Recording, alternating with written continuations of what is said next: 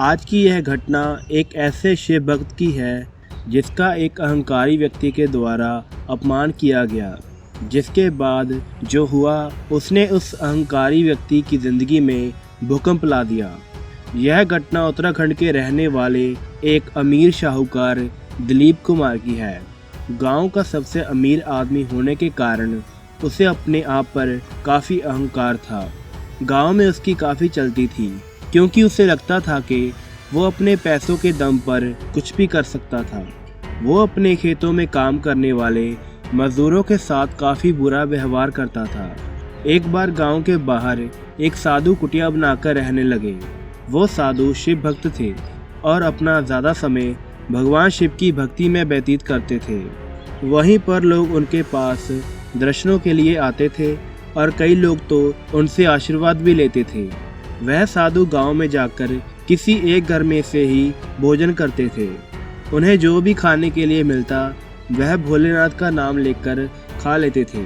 एक दिन सैर करते करते वह साधु दिलीप के खेतों के पास से गुजर रहे थे, तो उन्होंने देखा कि दिलीप एक मजदूर को काफ़ी बुरी तरह पीट रहा था।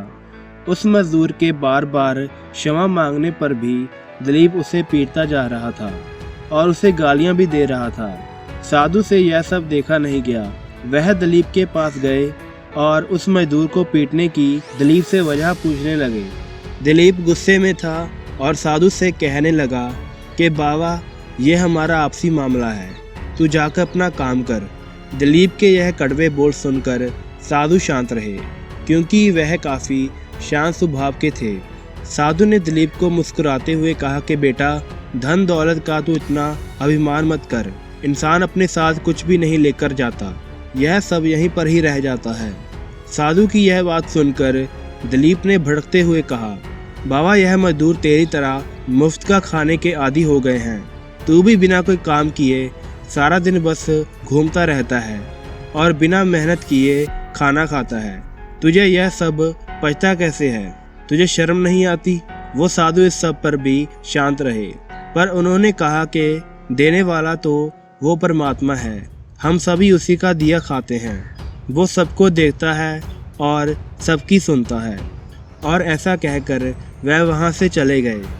उसी रात उस गांव में इतना ज़ोरदार तूफान आया कि दिलीप कुमार की सारी फसल बर्बाद हो गई और आसमानी बिजली गिरने के कारण उसके घर का काफ़ी नुकसान हुआ। पर हैरानी की बात यह थी कि इस तूफान में नुकसान सिर्फ दिलीप के खेतों और घर का ही हुआ था। पर उसे समझ आ गया था कि यह सब क्यों हुआ। पर जब तक वह उस साधु की कुटिया में पहुंचा तो उसे पता चला कि वह साधु तो उसी शाम इस गांव को छोड़कर चले गए थे। अब दिलीप के पास पछतावे के अलावा कुछ और नहीं बचा था।